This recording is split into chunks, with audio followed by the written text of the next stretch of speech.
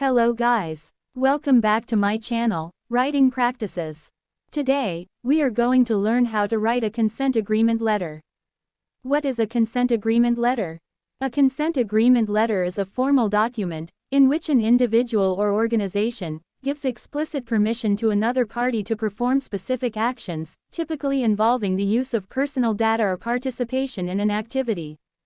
It outlines the terms and conditions under which the consent is granted, including the scope of activities permitted, the duration of the consent, the right to withdraw consent, and any obligations regarding the protection of information.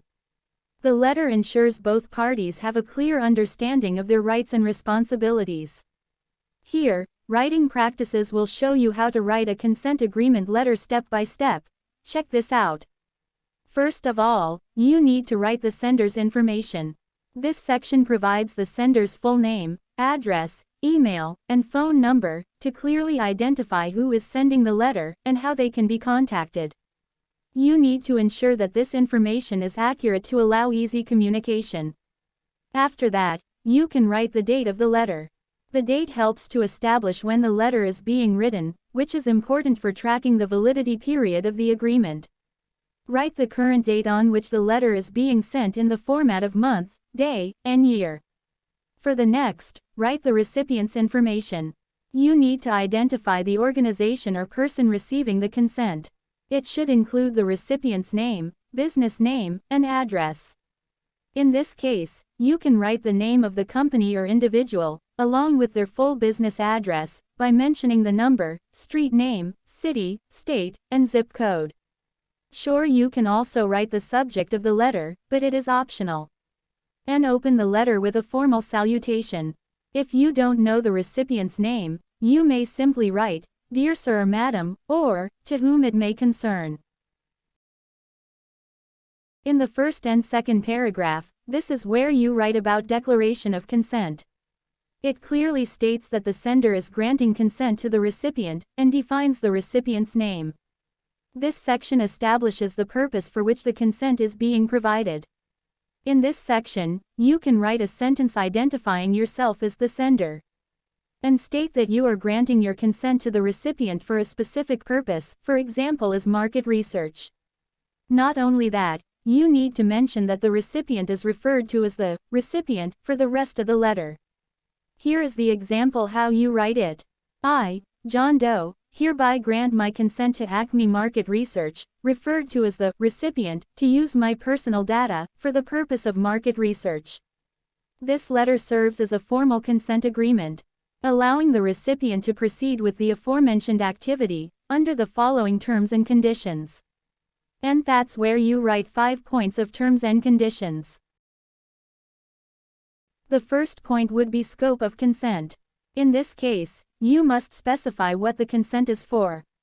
This outlines the specific actions the recipient is allowed to take with the consent granted.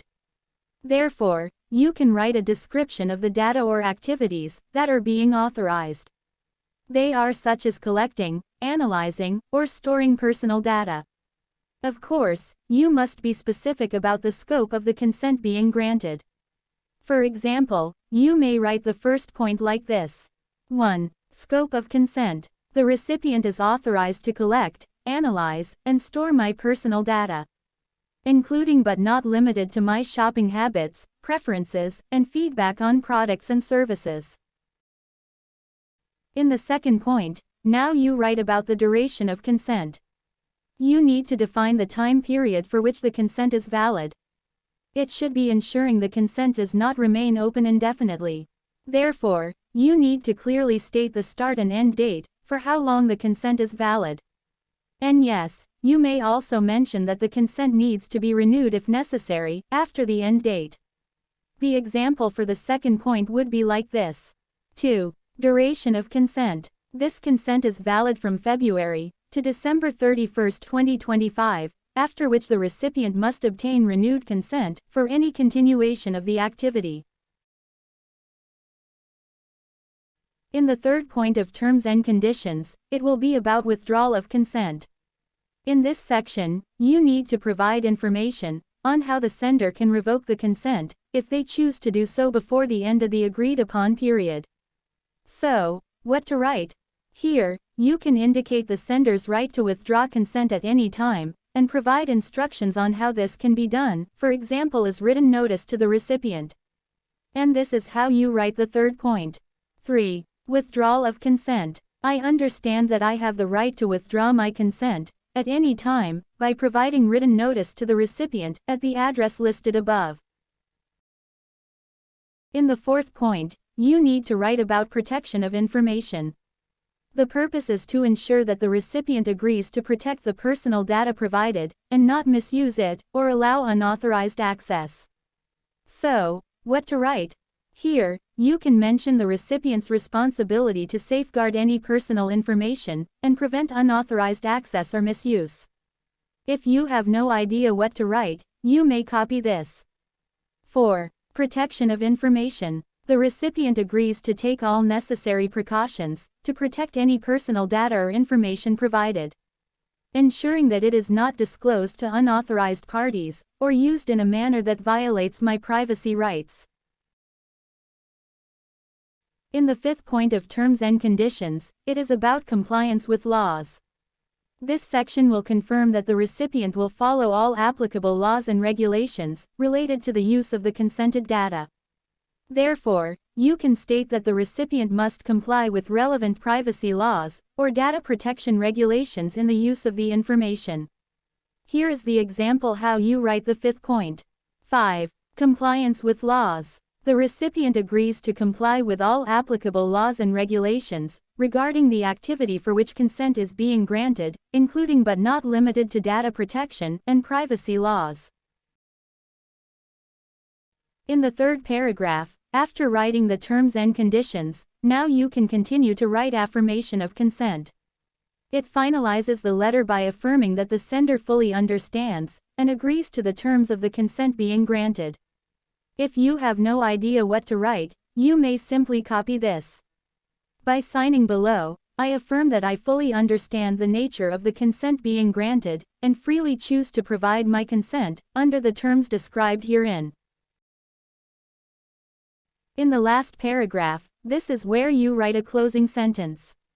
You need to affirm your understanding and agreement to the terms of consent. And don't forget to include a note offering further clarification if needed. Surely, you can provide your contact information, like phone number and email address. Here is how you write the last paragraph. Thank you for your attention to this matter.